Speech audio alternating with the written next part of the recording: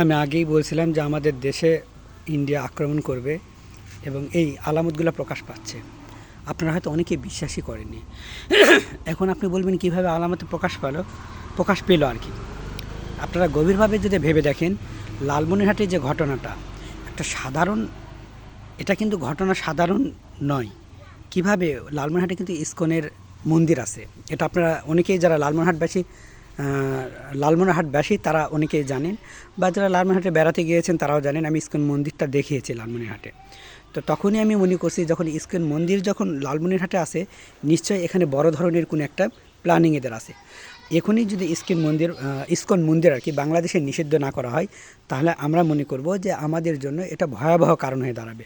কারণ হলো, দেখুন, একটা হিন্দু মানুষ সেলুনে গিয়ে কি করছে, আমাদের নবীকে নিয়ে কটূক্তি করছে, হযরত আয়েশা সিদ্দিকা রাদিয়াল্লাহু তাআলা আনহাকে নিয়ে কটূক্তি করছে।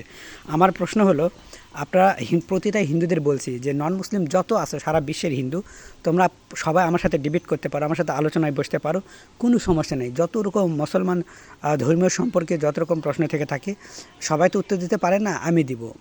আপনারা এই যে এগুলো বলে বলে আর কি তারা যুদ্ধ করতে চাচ্ছে, ধীরে ধীরে কি ধর্মের যুদ্ধ লাগাতে চাচ্ছে। তো একটা সময় দেখবেন ওসি যে আছে, লালমনিরহাটের যে ওসি আছে, তাকে কিন্তু ভারতীয় ফোন কল থেকে কি ধমকি দেওয়া হচ্ছে।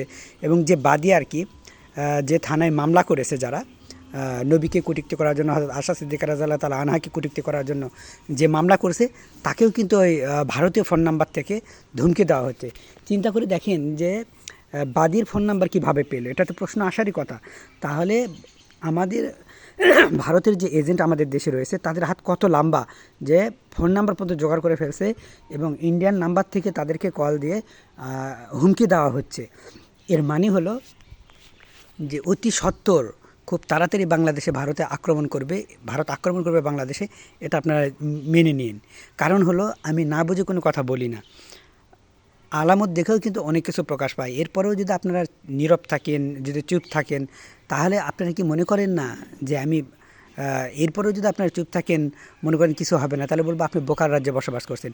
কারণ এর আগে ব্রাহ্মণবাড়ি একটা ঘটনা ঘটছে যে মূর্তির পায়ে কোরআন রাখা হয়েছিল। আপনি কি মনে করেন যে কোরআন কি হেঁটে হেঁটে মূর্তির পায়ে গেছে? এটা কি হিন্দুদের ষড়যন্ত্র নয়? এটা আমাদের মাঝে একটা যুদ্ধ লাগাতে চাচ্ছে। তো যুদ্ধ লাগানোর ক্ষেত্রে ওনারা আর কি আলামত পাচ্ছে না, একটা কোনো কারণ পাচ্ছে না। তো কারণগুলো করার জন্যই তো এগুলো কাজ হিন্দুরা করে যাচ্ছে।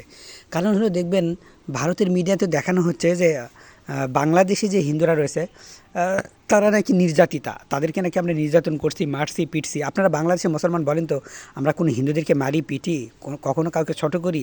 তাহলে আজকালকে এইগুলোর দ্বারা আমরা কি বুঝতেছি?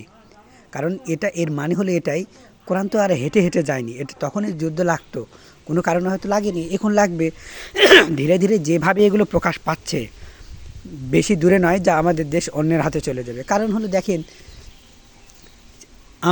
মামলা করছে, আমরা মুসলমানরা মামলা করেছে লালমনিরহাটে, তাহলে ভারত থেকে কেন তাদেরকে হুমকি দেওয়া হবে?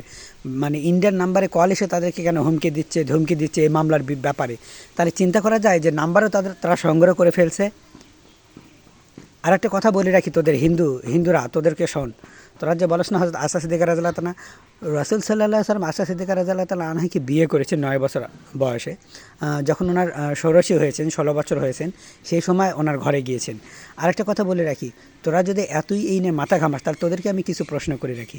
1 নম্বর প্রশ্ন হলো, এই একটা প্রশ্নই তোরা উত্তর দিস, তারপরে বাদ বাকি আমার অনেক হাজার অজস্র প্রশ্ন আছে তোদের ধর্ম থেকে, আমি করব। আর তোরা আমাদের ধর্মে যত প্রশ্ন আছে তোরা করবি, আমি উত্তর দিব। প্রথম কথা হলো, হযরত কি যেন রাম যে আছে, রামের শুনছে 1000টা স্ত্রী। তো ওরা 1000টা, আর রাসূল সাল্লাল্লাহু আলাইহি ওয়াসাল্লাম 6টা থেকে 9টা, তাহলে 9টা কোথায় আর 1000টা কোথায়? একটু ভেবে দেখবে, আগে নিজের ইয়াতে আঙুল দাও। আরেকটা কথা বলে রাখি, রাম যে স্থান দিয়ে হেঁটে গিয়েছে, মেয়েরা নাকি সেই জায়গায় গর্ভবতী হয়ে গেছে।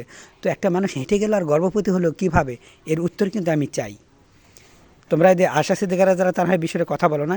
তোমরা যত হিন্দু আছে, সারা বিশ্বের যত হিন্দু আছে, আমার সাথে আলোচনায় বসো, ডিবেট করো, বা লাইভে করতে পারো, বা আমার এই ভিডিওতে কমেন্ট করতে পারো। আমি উত্তর দিতে প্রস্তুত।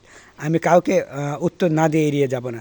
আর প্রত্যেককে একটা কথা বলেছি, ইসকন মন্দির আর কি, বাংলাদেশে যতগুলো ইসকন মন্দির আছে, প্রত্যেকটা মন্দির আমি এগুলো নিষিদ্ধ চাই। এবং আমার মনে হয় নিষিদ্ধ করা ভালো, কারণ অতি সত্বর এরা বাংলাদেশে যে কোনো মুহূর্তে আক্রমণ করে দিবে। কারণ লালমনিরহাটের ঘটনা কিন্তু একটা সাধারণ ঘটনা নয়। আমরা যদি এখনই সজাগ না হয়, আমাদের জন্য বড় ধরনের বিপদ চলে আসতেছে। প্লিজ আপনারা এই ভিডিওটি বেশি বেশি শেয়ার করুন, একটা করে লাইক দিবেন। সকলেই সচেতন হওয়া দরকার এবং আমাদেরকে যুদ্ধের ট্রেনিং নেওয়ার দরকার, কারণ লালমনিরহাটে কিন্তু সীমান্তে ভারতীয়রা যারা আছে এরা কিন্তু যুদ্ধের মহড়া দিচ্ছে। চিন্তা করে দেখছেন যে সীমান্তে যুদ্ধের মহড়া, অথচ আমরা বিদেশ যাচ্ছি, হাওয়া খাচ্ছি। এই বিদেশ কি হাওয়া, মানে প্লেন ভাড়া কি বাংলাদেশের নষ্ট হচ্ছে না? বিদেশ যেতে তেমন কাজের কাজ আমি দেখতে পাচ্ছি না।